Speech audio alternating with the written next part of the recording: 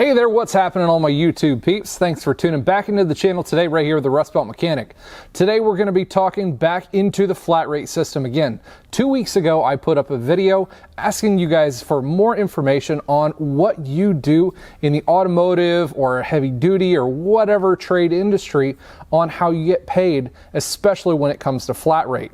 We had over 350 entries put in for that survey, so we got some really great information. We're going to go through that today and give you guys some insight into what everybody said across the entire United States.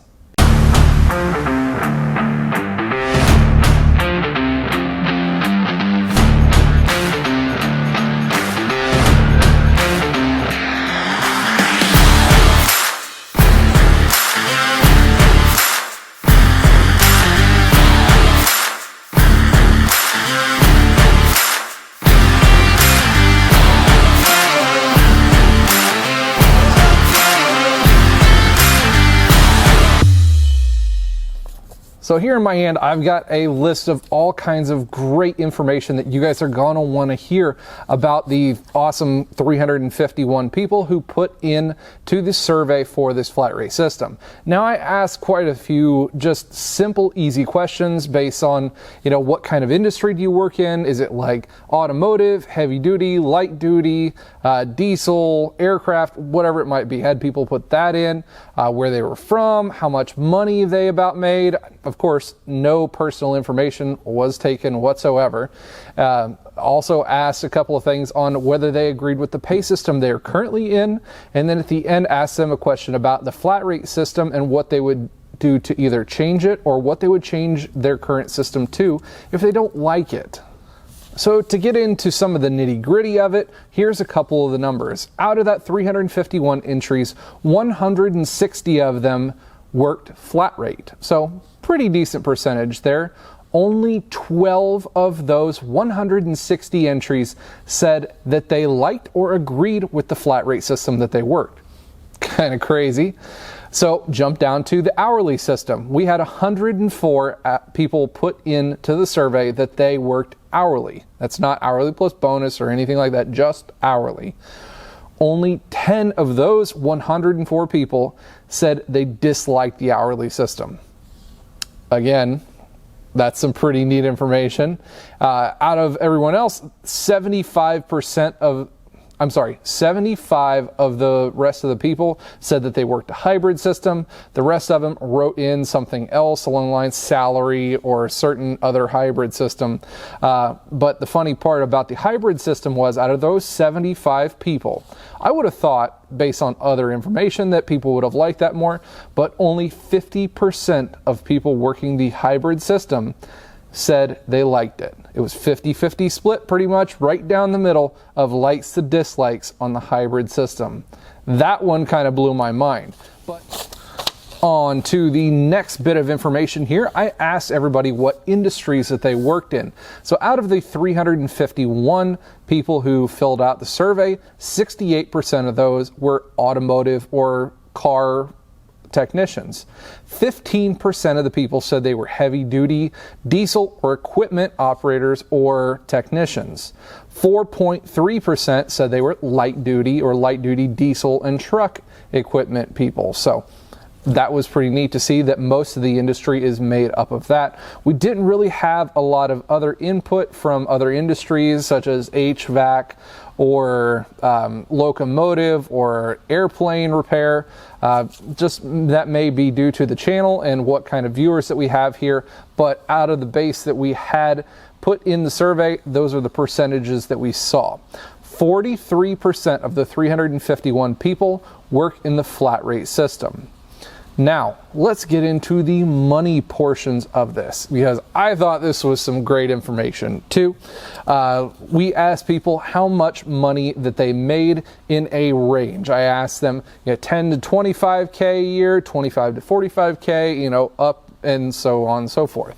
So out of the 351 people, 6.7% of those people make 10 to 25,000 a year. That is pretty sad, because in most places a percentage of that right in there is going to be at pretty much poverty level. When you are working at poverty level and having to buy tools on top of everything to be able to even work in this industry, how horrendous is that? You guys know that at that level, you can probably go and get a job at Chipotle making burritos for just as much or more money and not have to buy tools. I would have to say, if you are in that percentage of people, hopefully you really like what you do. If not, I would recommend that you look probably into something else in the industry or a different employer if that's all you're getting paid on that level. One of the biggest ones, second biggest in the pay raise or the pay scale, was the $25,000 to $45,000 a year. 24.7 people of the range actually made that amount of money. The biggest portion of that was 45 to 60K a year. Now that, I think, is a pretty decent median for what we have to do, especially if you're talking the lighter duty automotive field and trade. 45 to 60K is a pretty decent point for, we'll say, beginner to midline. After you get above a B technician, I think you should be making over 50K a year, which still puts you about into that range. Once you hit that A range, the A technician, where you're able to diagnose and do anything pretty much that gets thrown at you, I personally think you should be making upwards of the 75K and up range. But I was just nuts to see that 60.8% of the people that we took the survey for on here made 60K or less. 61% of those people made 60K or less. Now, if you think percentage-wise, A and B technicians, that would be about right, but it's still sad to see that there are technicians out there, especially in those droves and numbers, that aren't making more than that. Especially if I'm seeing the ones, like I said earlier, who are buying all these tools and getting into such huge amounts of tool debt, and that's all the amount of money that you're making on the low end of that spectrum. You guys need to look into doing something more for yourself in those careers, I definitely have to say. Now, the biggest earners on the ticket list, I maxed it out at 105,000 and up, was the top percentage.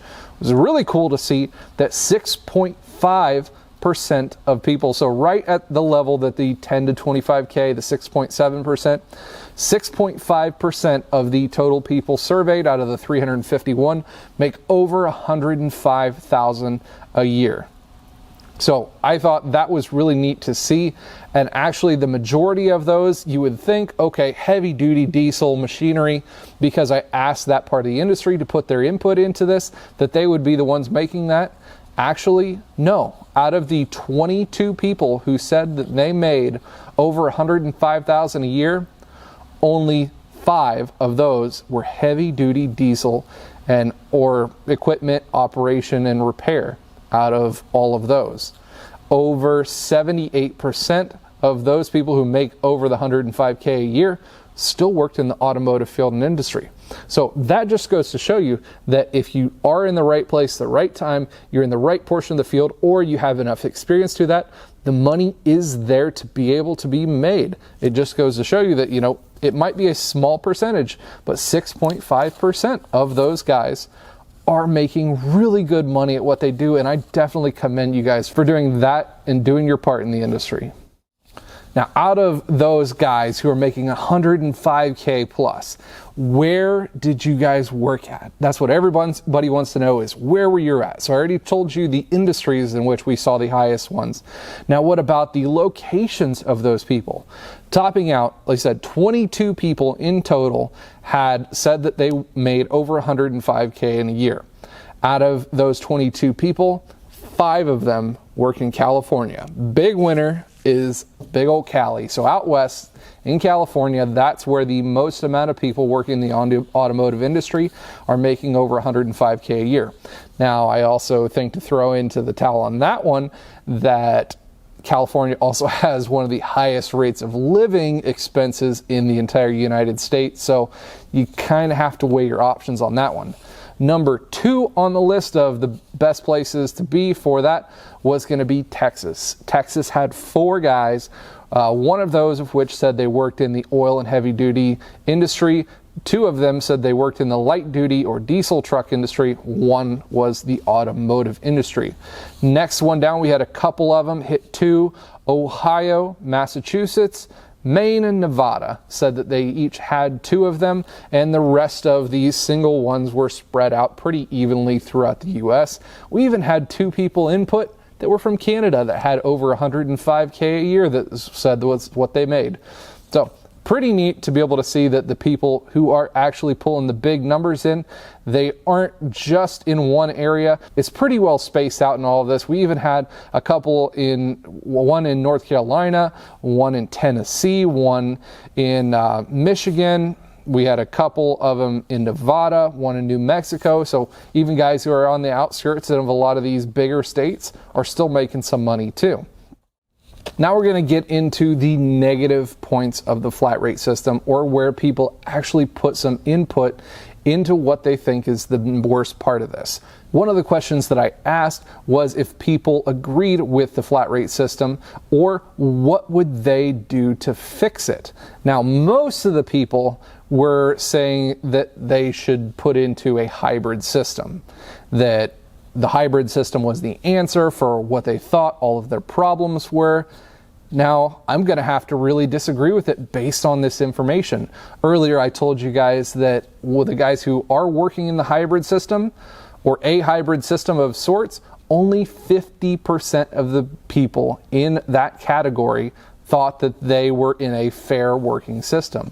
So I guess hybrid systems are just too vast and too widespread that even if you said you wanted to work in a hybrid system, it might not be in the best benefit for you to be able to work in that system because it's not nearly as nailed down. You're pretty much getting back into a flat rate portion of it, where if you're making a decent percentage of your income based on sales, based on hourly percentage, what you're making in the shop hours wise, then that's what makes or breaks your paycheck. So you might as well just go back to the flat rate system from the hybrid. Hourly is where the guys are the most happy in this industry, I would have to say, based on this information. Just to say that everyone thinks who is working in the flat rate system, they all think that hybrid is the way to go, that's the way to do things. But based on the numbers from the guys working hybrid, I don't think that's the way to go. But in all, why is that? And that was one of the other best questions that I had people answer to this one was, what do you think is the worst thing about the flat rate system?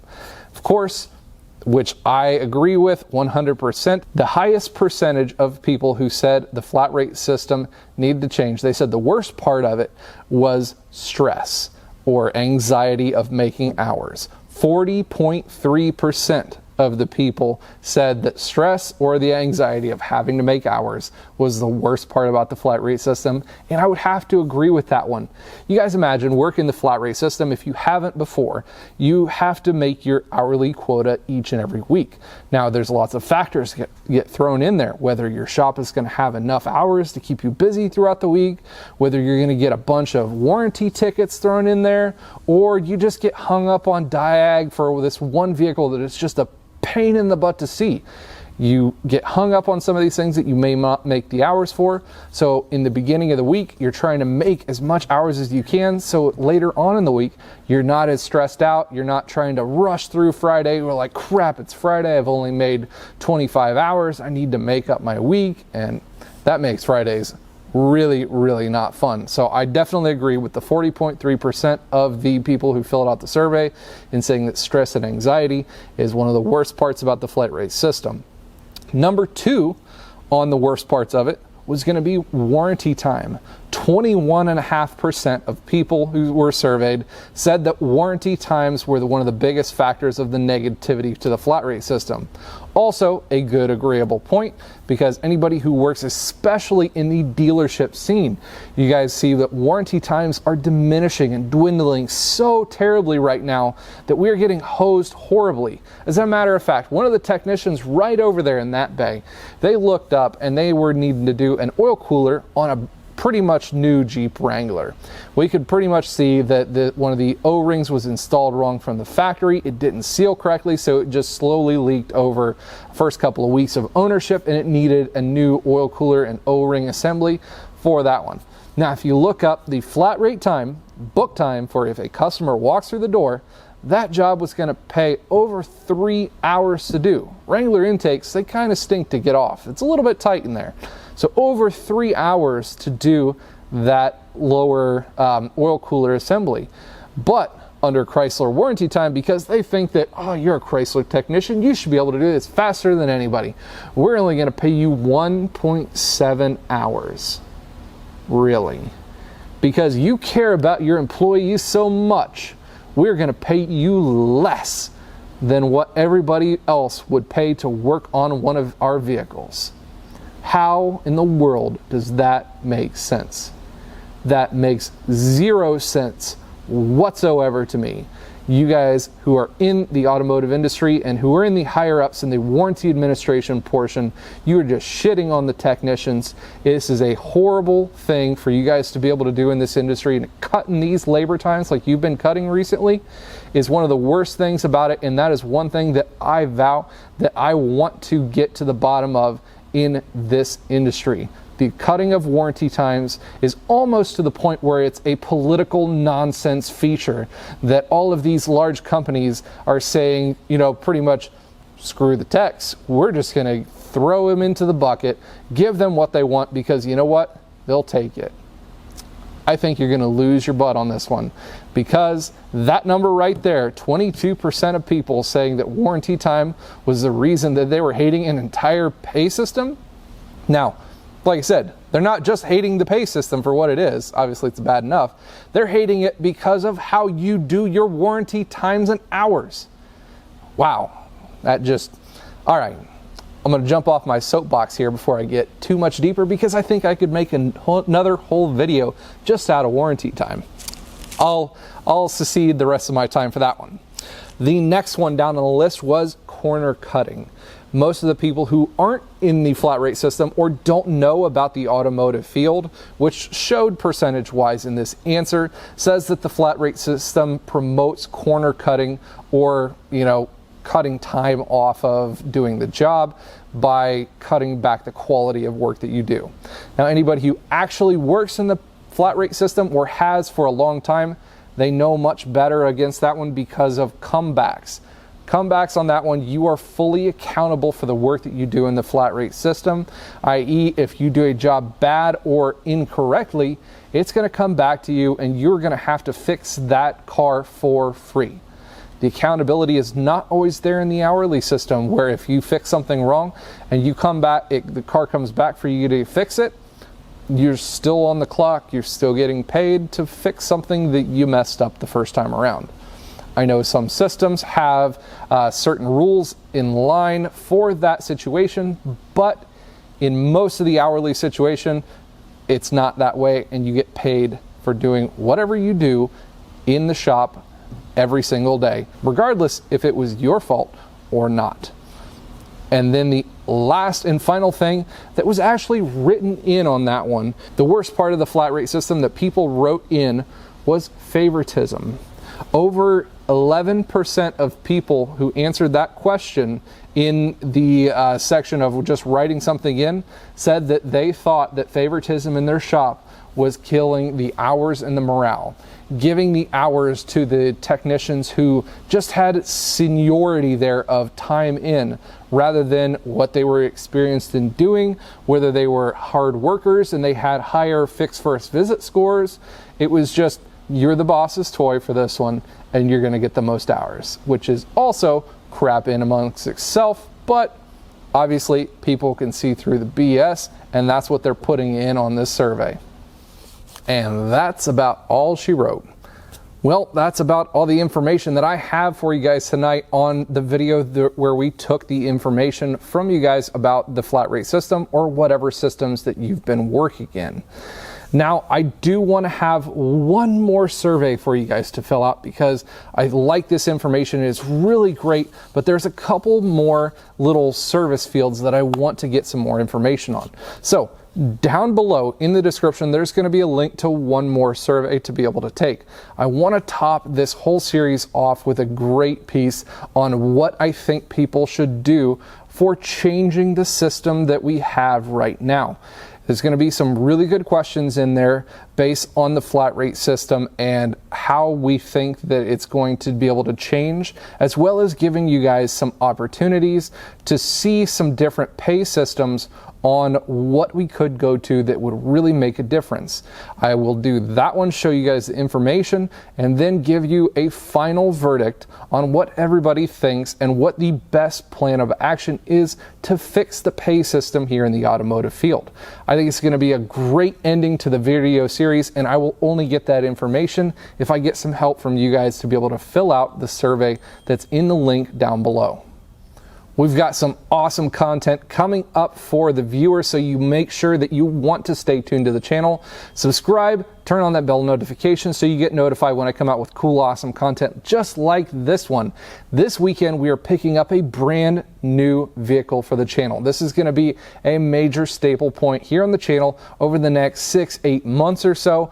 Big plans, big things coming through for this one, so you'll want to make sure that you stay tuned early on this next week. I might even unveil it on our live streams this coming Sunday. If you guys haven't tuned in already, make sure you go and check out our Tech Talk Live. Each and every Sunday evening, myself and Captain Ron do a live stream on my channel and his, kind of flopping back and forth between the two.